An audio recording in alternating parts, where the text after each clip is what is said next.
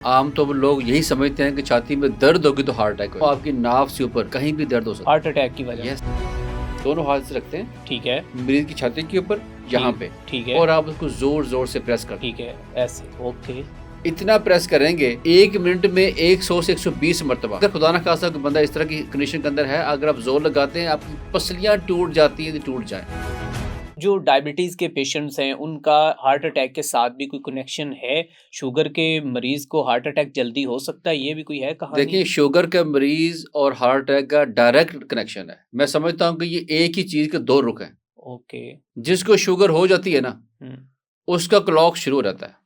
हुँ, अब ये उसके ऊपर है कि वो कितनी परहेज करता है, ठीक है। कितना अच्छा वो अपने साथ सिंसेयर है, अपनी हुँ, सेहत के बारे में कितना कंसर्न्ड है। हुँ, जितना अच्छा वो कंसर्न्ड होगा, डाइट के बारे में कॉन्शियस होगा, हुँ, उतना वो हार्ट अटैक को डिले कर सकता है, ठीक है, इवन ख़त्म भी कर सकता है अगर वो फिजिकल एक्टिव है। ठीक शुगर है। को आप रिवर्स भी कर सकते हैं, जड़ ठीक है। से ख़त्म भी कर सकते हैं। हुँ, ये वो बीमारी है जो घर के किचन से शुरू होती है, ठीक आपके है। ऑफिस तक जाती है। तो आप हमें 5 ऐसी अलामात बताएँ ना कि जिससे आप हार्ट अटैक से भी बच सकते हैं और शुगर को जड़ से ख़त्म भी कर सकते हैं। पहली चीज़ तो ये है कि आप चलना फिरना शुरू करें। ठीक है, एक सेडेंटरी लाइफस्टाइल से कम 30 मिनट चलना बहुत ज़रूरी है। हर रोज़ 30 मिनट चलना ज़रूरी है। ये समझ लें कि ये पहली लाइन है, पहली सीढ़ी है, ठीक है। अगर आपने सेहत में रहना है तो। अच्छा ये बताएँ अब चलने का भी कहा जाता है कि दिन को नहीं चलना, रात को नहीं चलना मतलब कहा जाता है अगर आपने वॉक करनी है तो आपने जस्ट वो फजर के बाद ही करनी है। तो इसमें भी कुछ चीज़ें हैं? देखिए, अर्ली टू बेड, हुँ, अर्ली टू राइज़, ये हुँ। बचपन से पढ़ते आए हैं। बिल्कुल, बिल्कुल। इसका तो कोई नियम बदल नहीं है, हुँ, मगर अब लाइफ़स्टाइल चेंज हो चुका हुआ है। तो बिल्कुल। इसलिए मैं कहता हूँ कि भई आप कहीं भी वॉक करें, कुछ कर किसी लें। वक़्त भी करें खुदारा, जॉब पे करें, जॉब के बाद करें, आप करें ज़रूर। ठीक है। ज़्यादा देर बैठने से परहेज़ करें। हुँ, अगर कोई काम ऐसा है जो आप खड़े होकर कर सकते हैं तो वो करें, ठीक चल है, के कर सकते हैं तो वो करें, ठीक है। ताकि आप खुद को जो है एक्सर्ट करें, हुँ, मुश्किल में डालें। हुँ। ये मुश्किल में डालेंगे खुद को तो आप सेहतमंद रहेंगे। बिल्कुल ये जो ठीक है है। ना आपका लग्ज़री हुँ, लाइफ़स्टाइल कि ठीक हर है। वक़्त बैठना हो जी, खाना, और फिर जब हुँ, आप ज़्यादा देर बैठते हैं, ज़्यादा खाते हैं। बिल्कुल ये ऐसा बड़ी है। कॉमन ऑब्ज़र्वेशन है। बिल्कुल आप भी ऑब्ज़र्व कर सकते हैं। अगर आप कोई अलामात की हम काम कर बात रहे कर हैं, रहे थे। हाँ, जी, जी। आपका ज़हन मसरूफ़ है, हुँ, आपका जिस्म मसरूफ़ है एक्टिविटी के अंदर, तो आप खाने-पीने ध्यान कम जाएगा। चलिए ये 2 से 3 होगी अगर 4 और 5 स्टेप पे जाएँ तो वो क्या-क्या होंगी? अच्छा, और दूसरा बात ये कि जंक फूड से, प्रोसेस्ड चीज़ों से, हुँ, हुँ, हर किस्म के सॉफ्ट ड्रिंक से ठीक खुद है। को बचाएँ। ठीक है, ब्लड प्रेशर है तो कंट्रोल है ना, 130/80 से नीचे होना चाहिए।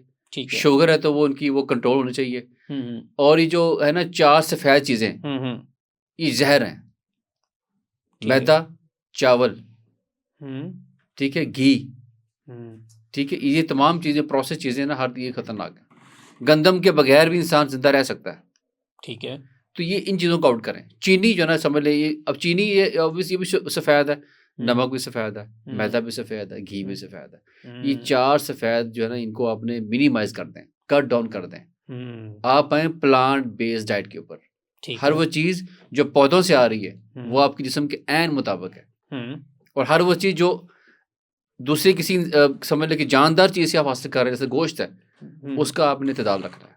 बिल्कुल ठीक है। और एक और अहम बात, 8 घंटे की पुरस्कून नींद, पुरस्कून नींद भी होनी चाहिए। ये बहुत ज़रूरी है। हुँ, आज साइंस और तहकीक ये कहती है, अगर आपकी 8 घंटे की पुरस्कून नींद नहीं है, हुँ, आप जितना मर्ज़ी हेल्दी खा लें, हुँ। वो अल्टीमेटली फैट में कन्वर्ट हो जाएगा आपकी बॉडी के अंदर जाके। ठीक है। अच्छा डॉक्टर साहब अब हम इसका थोड़ा-सा स्टार्ट से आगाज़ करते हैं।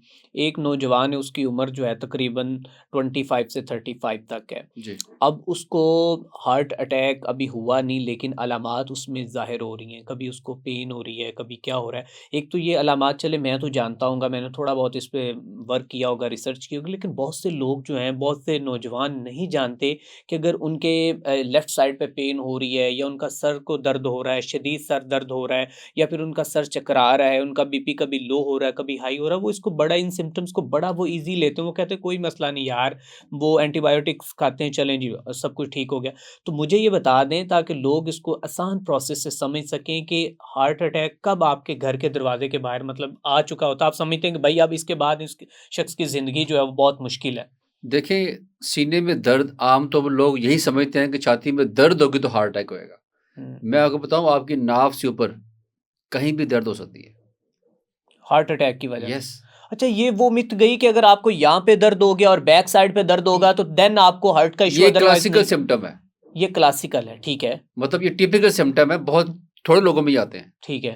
आम तौर पर लोगों में सिम्टम नहीं आते। हम्म। एक बंदा जो शुगर का मरीज है उसमें सिम्टम नहीं आएंगे, अलामत नहीं आएंगे, क्योंकि उनके अंदर जो आपकी महसूस करने की हिस्स है वो कम हो चुकी होती है। कम हो चुकी होती है, ठीक है। ठीक है। अगर उनकी दिल की धड़कन मुसलसल तेज रह रही है बहुत ज्यादा, ठीक है। या बहुत कम हो रही है, हम्म। ब्लड प्रेशर उनका फ्लक्चुएट कर रहा है, हम्म। उनको गैर मामूली थकावट मतली आ रही है, और ये अक्सर रहती है, और वो समझते हैं कि उनको लैक ऑफ एनर्जी फील करते हैं हर वक्त। बिल्कुल बिल्कुल। खुदा ना खासा चक्कर आना, आंखों का अंधेरा छा जाना, ये तमाम चीजें हैं जो खतरनाक हैं। सीने पे दर्द का आना, ये तो समझ लें कि पहली सीढ़ी है। ये अगर आ गई है तो समझ बीमारी पकड़ी गई है।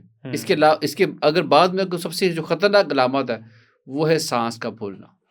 सांस का फूलना, गैर मामूली सांस का फूलना। एक आम बंदा जब भी कोई फिजिकल एक्टिविटी करेगा, आप अगर प्लेन एरिया में चल रहे हैं, आप स्टेज चढ़ रहे हैं, जब स्टेज चढ़ेंगे तो आपका सांस फूलेगा डेफिनेटली। बिल्कुल डेफिनेटली होता वो है तो बात समझ आती है, मगर अगर उनका बैठे हुए सांस फूल रहा है तो ये नॉर्मल नहीं है, ये नॉर्मल नहीं। This is an alarming sign. अच्छा, ये बताएं कि सीपीआर करने का दुरुस्त तरीका कौन सा है, किस तरीके से जो है वो सीपीआर किया जा सकता है, और अगर कहीं पे सांस उकड़ रहा है या फिर किसी की जान जा रही है तो वो सीपीआर से क्या वापस आ सकती है? ये पूरा अपने डिटेल से सीपीआर का एक बताना, ताकि हम लोगों तक अवेयरनेस पहुंचा सकें किस तरीके से अगर आप सीपीआर करेंगे तो आप जो है वो किसी की भी ज़िंदगी बचा सकते हैं। देखिए, सीपीआर कार्डियो पल्मोनरी रिससिटेशन, ये एक बहाली का ऐसा ज़बरदस्त मनोवर है जो समझ लें कि आप 10 में से 5 मरीज़ अगर टाइमली सीपीआर करते हैं, इफ़ेक्टिव सीपीआर करते हैं, तो उनकी जान बच सकती है।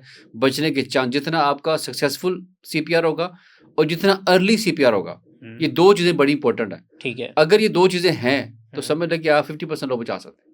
50% लोग बच सकते हैं, उनके चांसेस बढ़ जाते हैं। अगर उसके 10 पास में से कोई 5 लोग, एजुकेटेड बंदा खड़ा है जिसको सीपीआर का पता है, अगर वो वेल ट्रेन्ड है, वेल ट्रेन्ड वो है, जानता है कि मैंने सीपीआर कैसे करना है, कब करना है, फौरी तौर पर करना है, मैंने वेट नहीं करना है इसके अंदर। इसमें क्या है कि ये आप दोनों हाथ से रखते हैं, ठीक है, मरीज की छाती के ऊपर, यहाँ पे, ठीक है, और आप उसको जोर जोर से प्रेस करते हैं। ठीक है, ऐसे, ओके। इतना प्रेस करेंगे, वो कहते हैं कि 5 सेंटीमीटर उसकी डेप्थ है।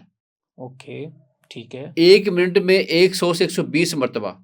ठीक है। वो कहते हैं अगर खुदा ना खासा कोई बंदा इस तरह की कंडीशन के अंदर है, अगर आप जोर लगाते हैं, आपकी पसलियां टूट जाती हैं तो टूट जाए, पसलियां टूट जाती हैं तो टूट जाएं। इफेक्टिव सीपीआर के दौरान होता कई दफा ऐसा कि अगर इतना इफेक्टिव सीपीआर है, आपको यंग इस तरह का बंदा कोलैप्स कर गया है और आप सीपीआर के दौरान ये मामला हो गया है, तो आप इफेक्टिव सीपीआर से बंदे को बचा सकते हैं, जो कि जान बचानी जरूरी है। उस वक्त आप हमारा एक ही गोल होता है, वो बड़ा गोल है, ठीक है, वो है जिंदगी बचाना। ज़िंदगी बचाना। अच्छा डॉक्टर साहब, अक्सर औक़ात आपके पास पेशेंट तो आते रहते हैं, आप ये बताएं कि आपने कोई इस तरह का प्रैक्टिकल किया है कि या आपके सामने किसी ने किया हो या आपने किसी को देखा हो कि उसकी जान जाते हुए सीपीआर से बच चुकी है? देखिए, ये आए रोज़ जो भी डॉक्टर्स हमारी कम्युनिटी है माशाल्लाह बहुत अच्छे काम कर रहे हैं। उस पे गवर्नमेंट सेटअप के अंदर भी, प्राइवेट सेटअप के अंदर भी, अगर जो वेल ट्रेन्ड स्टाफ होता है वो इस बारे में ये आए रोज़ की बात है। ये कोई हर रोज़ के ऐसे वाक़यात हैं, बेशुमार ऐसे वाक़यात हैं कि यंग पेशेंट दाखिल है बेड के वार्ड के अंदर, अचानक से वो बीप किया कि पेशेंट जो ना वो कोलैप्स कर गया।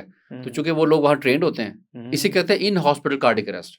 अच्छा, ये इसकी 2 अक़साम है बेसिकली। ओके ओके, ठीक है। एक है कि हॉस्पिटल के अंदर जब जाने का ज़ाहिर है वो स्टाफ तो ऑलरेडी ट्रेंड है, उसके बचने के चांसेस कई गुना ज़्यादा होते हैं, ज़्यादा हो सकते हैं, ठीक और है। ये दूसरा out of hospital cardiac arrest, ठीक है। मतलब खुदा ना खासा चलते हुए, कहीं सफ़र करते हुए, कहीं ऑफिस में कहीं पे आप अचानक गिर गए हैं, तो वहाँ पे डेफिनेटली जो आपके हमारे आसपास के लोग हैं वो इतने ट्रेंड नहीं होंगे, तो वहाँ पे फिर जो बचने के चांसेस हैं वो रेशो काफ़ी हद तक कम है। इसलिए बाहर के मालिक में उन्होंने कम्युनिटी को प्रिपेयर किया हुआ है। Community is well trained. Community well trained. तो आपको लगता है हमारी कम्युनिटी ऐसे है ट्रेंड?